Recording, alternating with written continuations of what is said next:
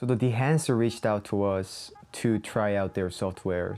They're relatively new. Thanks for reaching out to us, and we enjoyed their software and their customer service. They have 53 of film profiles, different film profiles that you could use to emulate different kinds of film stocks. Just like back in the days, you had to go through choosing which film stock you were going to use for your film. Dehancer gives you so many options, so many different options. By the way, my thoughts on Dehancers are gonna be totally honest. They also offer realistic grain, bloom, halation, gate weave, film breath effects, all kinds of film effects that you could really get close to actual film stocks. You can also control the hue and balance control in the software itself, which gives you a little bit more flexibility.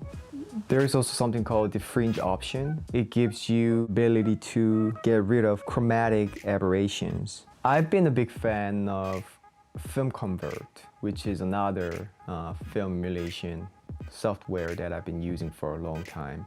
The reason why I loved their software is because it was just so easy to learn how to grade, how to create the film look. I think what Dehancer is offering is a little bit different here. They have so much more in-depth options that you could go into, that you can dig into, which means there's some sort of learning curve. That was my impression as soon as I opened up their plugin.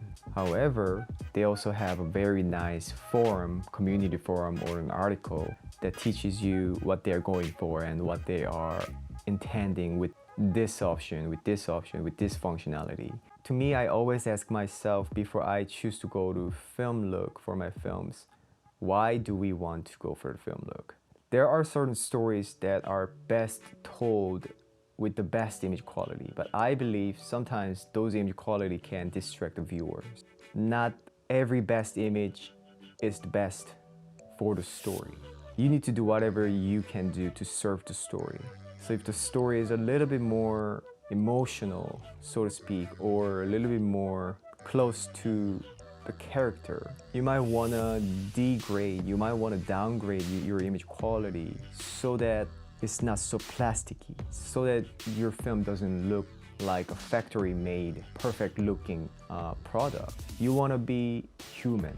You want to be emotional. I think that's the reason why you want to go with FilmLook. But I know some people tend to just go for FilmLook just because it's artsy or just because it's the look that everyone is going for. It is important to know when you want to go for the clean look and the film look, obviously. I think Dehancer is great in terms of mixing these two. I tend to use film emulators like this in a way where I still create the film look taste to it, but I don't overdo it. Especially if this film or commercial or music video is going to be distributed online. There's going to be, whatever the platform it is, there's going to be compression within the platform. So you also need to think about that, in my opinion. But the way the Dehancer, it gives so much options and control over halation and bloom, which Film Convert doesn't. That only right there is a big difference to me. And I will keep using this software for sure.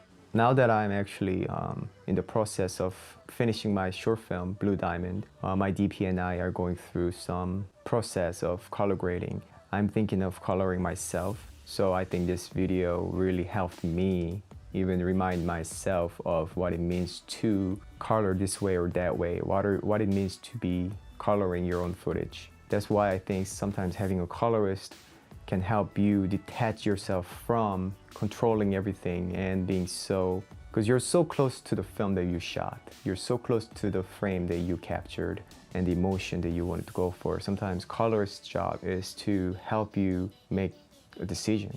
I hope you found this video entertaining and helpful, and please subscribe if you want to see videos like this more and more. I know this channel is very small, but we want to keep going. We want to keep creating because this is what we do. There will be a lot more contents about how to make a short film, how to write one, how to produce one, how to edit one. We've also been fortunate enough to make our no budget feature film in 2019, so there will be more information about that as well. Thank you so much. Thank you so much for watching.